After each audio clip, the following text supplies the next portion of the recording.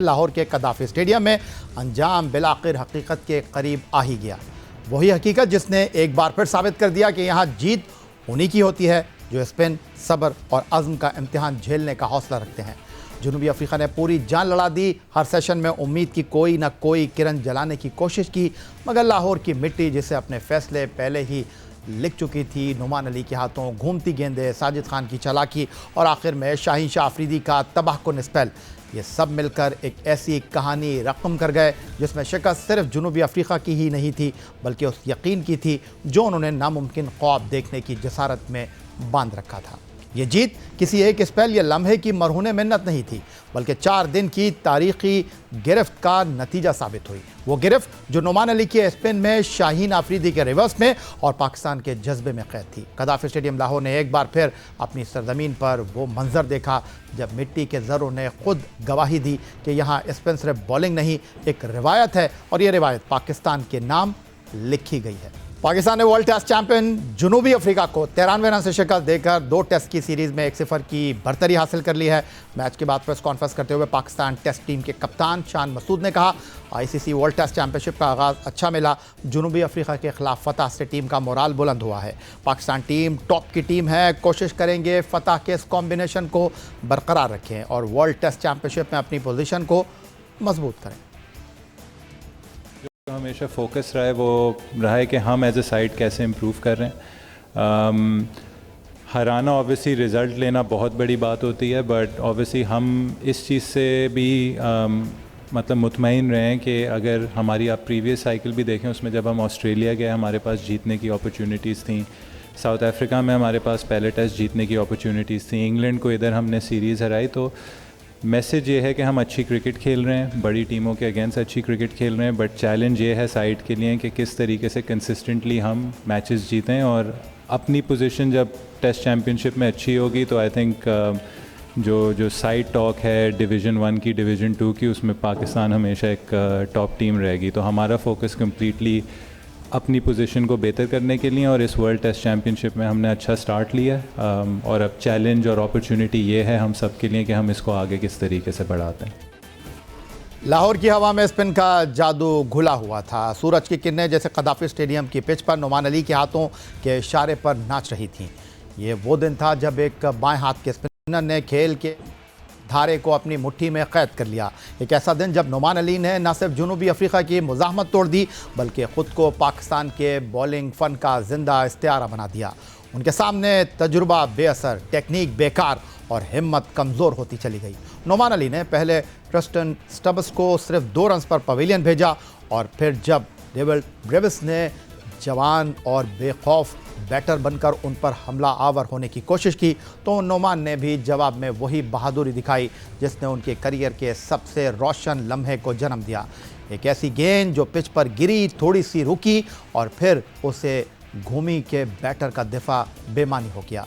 Stumps उड़ गए और नुमान के चेहरे पर एक मुतमईन मुस्कुराहट उभरी। उसके साथ ही उन्होंने दूसरी इनिंग में अपनी चौथी और टेस्ट में मजमूई तौर पर तीसरी मरतबा 10 विकेटों का हुसूल यकीनी बनाया। नुमान अली ने दूसरी इनिंग में 28 ओवर में 79 रन के बस 4 विकेटें हासिल की। इसके साथ वो 37 साल रिकॉर्ड तोड़ने में भी कामयाब हो गए। नुमान अली 5 टेस्ट के तसलसल में सबसे ज़्यादा विकेटें लेने वाले पाकिस्तानी बॉलर बन गए। नुमान अली ने करियर के 16वें से 20वें टेस्ट मैच के दौरान 46 विकेटें हासिल की। मरहूम अब्दुल कादिर ने 1987 से 1988 में करियर के 48वें से 52वें टेस्ट में 44 विकेटें हासिल की थीं। पाकिस्तान के नुमान अली गुज़िश्ता 12 माह के दौरान दुनिया के सबसे ज़्यादा कामयाब स्पिनर बन गए हैं। T20 एशिया कप 2025 में पाकिस्तान क्रिकेट टीम ने फाइनल के लिए क्वालिफाई तो किया लेकिन रिवायती हरीफ भारत के खिलाफ फतह नसीब ना हो सकी। इस इवेंट के दौरान T20 टीम के कप्तान सलमान अली आगा तनकीद की जद में रहे। उन पर यह एतराज़ भी हुआ कि वो बॉलिंग कराने नहीं आए और बैटिंग में भी वो 7 मैच खेलकर महज 72 रन ही बना सके। लेकिन जनूबी अफ्रीका अब लाहौर टेस्ट की पहली इनिंग में मोहम्मद रिजवान के साथ मैच की सबसे बड़ी 163 रन की शराकत में उनका किरदार सबसे अहम रहा। पाकिस्तान टीम 199 रन पर 5 विकेटों से महरूम हो चुकी थी और यहां सलमान अली आगा ने 145 गेंदों का सामना करते हुए 5 चौकों और 3 छक्कों की मदद से 93 रन स्कोर किए। सिर्फ बैटिंग ही नहीं बल्कि बॉलिंग और फील्डिंग में भी उन्होंने कलीदी किरदार निभाया। जब कप्तान को पहली इनिंग में ब्रेक थ्रू की ज़रूरत हुई तो सलमान अली आगा ही थे जिन्होंने टीम को मायूस नहीं किया। पहले इनिंग में 71 रन बनाने वाले रियान रेकल्टन की विकेट ली और मैच में मजमूई तौर पर 5 बेहतरीन कैच भी किए। वाइट बॉल क्रिकेट हो या red ball cricket, Pakistan cricket team की बैटिंग लाइनअप मैच पर गिरफ्त हासिल करने के बाद बुरी तरह लड़खड़ा जाती है। एशिया कप 2025 में भी मिडिल ऑर्डर की नाकामी हमें वाज़ेह तौर पर नजर आई है और अब जनूबी अफ्रीका के खिलाफ लाहौर टेस्ट की पहली इनिंग में जहां पहले इमामुल हक और शान मसूद ने दूसरी विकेट पर 161 रन की शराकत बनाई और फिर छठी विकेट पर wicket keeper batter Mohammad Rizwan और सलमान अली आगा ने 163 रन की पार्टनरशिप बनाई और पाकिस्तान को मजबूत पोजीशन दी। लेकिन फिर पहली इनिंग में पाकिस्तान की आखिरी 5 विकेटें महज 16 रन के इजाफे से गिर गईं। यही सूरत हाल पाकिस्तान को दूसरी इनिंग में भी दरपेश आई। पहली इनिंग में मिलने वाली बढ़तरी के बाद पाकिस्तान के टॉप ऑर्डर ने छोटी छोटी पार्टनरशिप बनाई, लेकिन जब पाकिस्तान 150 रन पर पहुंचा तो पाकिस्तान को 224 रन की बढ़तरी हासिल हो गई थी। लेकिन फिर उसके बाद पाकिस्तान की अगली 6 विकेटें स्कोर में महज 17 रन के इजाफे से गिर गईं। लाहौर टेस्ट के तीसरे दिन खेल के अख्ताम के बाद कौमी टेस्ट टीम के अबूरी हेड कोच अजहर महमूद भी इस बात का एतराफ़ करते दिखाई दिए कि पाकिस्तानी बैटर्स की कारकर्दगी अच्छी नहीं रही। मीडिया से बातचीत करते हुए अजहर महमूद बोले, पाकिस्तान ने पहली इनिंग में बेहतरीन शराकत बनाई, पिच मुश्किल ज़रूर थी, लेकिन दूसरी इनिंग में पाकिस्तानी बल्लेबाजों ने गलत शॉट खेल कर विकेटें गंवाई, जिसे बेहतर करने की ज़रूरत है। देखिए, सिंपल है कि अब टेस्ट मैच क्रिकेट की बात करते हैं तो अब हमने पहली इनिंग्स के बाद यही बात की थी कि स्मॉल पार्टनरशिप्स की जो एक तो बड़ी पार्टनरशिप है, पहले 10-15 रन की पार्टनरशिप आप करें, और देखा कि आपने दूसरी इनिंग में भी हमने वही लैक किया कि जो हमारी पार्टनरशिप नहीं लगी। और अब 17 रन पे अगर आप 5 विकेटें गिरा देंगे, जिसमें यह है कि ठीक है पिच में बॉल थोड़ा सा ब्रेक हुआ है लेकिन पिच ने किसी को आउट नहीं किया। हमारी जो शॉट सिलेक्शन थी वो ठीक नहीं थी, वो इस पे हम बात भी कर रहे हैं और हमें इन चीज़ों को बेहतर करना पड़ेगा। अगर हमने मूविंग फॉरवर्ड इस तरह की पिचेस पे खेलना है तो then we have a patience कि हमने किस तरह करना है और किस तरह हमने पार्टनरशिप बिल्ड करनी है। इसमें तो कोई दूसरी चीज़ ही नहीं है कि हम ये कहें कि जी कुछ चीज़ ढकी छुपी है। सारी चीज़ें सबके सामने, आपको भी पता है और मुझे भी पता है कि जिन चीज़ों पे हमने काम करना है, और थ्रू आउट द कैंप भी हम इसी चीज़ों के ऊपर काम कर रहे थे। Pakistan cricket team Lahore test की दूसरी इनिंग में 277 रन के दिफा में 134 रन पर 6 विकेटें हासिल कर चुकी थी, लेकिन इसके बाद पाकिस्तानी स्पिनर्स को विकेटें लेने में दिक्कत का सामना था। इस मरहले पर गेंद रिवर्स होना शुरू हुआ और कप्तान शान मसूद ने शाहीन शाह अफरीदी को गेंद थमा दी। जनूबी अफ्रीका की बकिया 4 विकेटें उन्होंने हासिल की। शाहीन शाह अफरीदी ने दूसरी इनिंग में 8.5 ओवर्स के दौरान 1 मेडन के साथ 33 रन दिए और 4 विकेटें हासिल की। लाहौर टेस्ट में पाकिस्तान ने जनूबी अफ्रीका के खिलाफ 93 रन से फतह हासिल कर ली, जिसमें खेल के बेहतरीन खिलाड़ी का अवार्ड बाएं हाथ के स्पिनर नोमान अली ने मैच में 10 विकेटें हासिल करके हासिल किया। ऑफ स्पिनर साजिद खान 5 विकेटों के हसूल में कामयाब रहे, लेकिन स्पिन बॉलिंग के लिए साजगार लाहौर की पिच पर पाकिस्तान के प्लेइंग 11 में 2 फास्ट बॉलर की शमूलियत पर सवाल उठ रहा था। जनूबी अफ्रीका ने अपनी प्लेइंग 11 में सिर्फ एक स्पेशलिस्ट फास्ट बॉलर कगीस और रबादा को शामिल किया, लेकिन पाकिस्तान ने शाहीन शाह अफरीदी के साथ हसन अली को भी स्क्वाड का हिस्सा बनाया। हसन अली ने मैच में मजमूई तौर पर 10 ओवर कराए और कोई विकेट ना ले सके।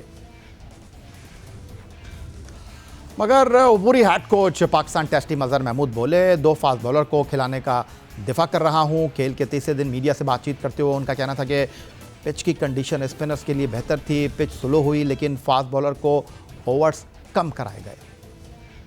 तो आप बात करें, अगर आप रबादा की बॉलिंग देखें या हमारे पेसर की देखें, हमें यही था कि इस पिच पे जो है ना स्लोनेस की वजह से बॉल उस तरह आया नहीं, किसी भी फास्ट बॉलर ने रन ऐसे नहीं दिए, मुश्किल हो रहा था। लेकिन मैच की सिचुएशन ऐसी थी कि स्पिनर कंटिन्यू विकेट ले रहे थे, तो इसलिए आपको फास्ट बॉलर को ज़्यादा बॉलिंग करने का मौका ही नहीं मिला।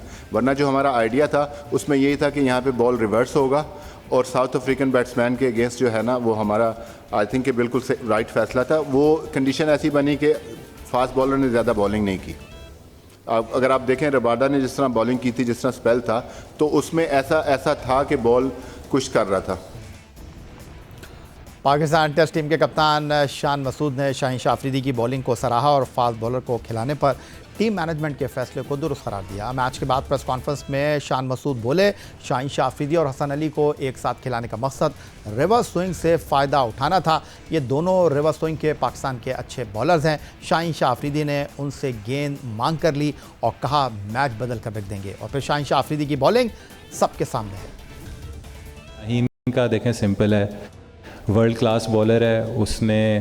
उसने खुद ही, जब हम बात कर रहे थे, आपस में बात करते हैं, उसने कहा कि मैं आपको मैच टर्न करके दूंगा, टर्न अराउंड करके दूंगा और हमने सिर्फ वेट किया कि बॉल थोड़ा सा पुराना हो जाए। ऑब्वियसली उसको नया बॉल ना कराना एक बड़ा डिसीजन होता है, बट पूरा ट्रस्ट था। उसने बॉल मांगी भी है, मतलब कि मैं करके दूंगा आपको, और उसने फिर डिलीवर भी किया। तो और आई थिंक जिस तरीके से उसने बॉलिंग की आज, आई थिंक सब एक्साइटेड होंगे कि बहुत अच्छी फास्ट बॉलिंग डिस्प्ले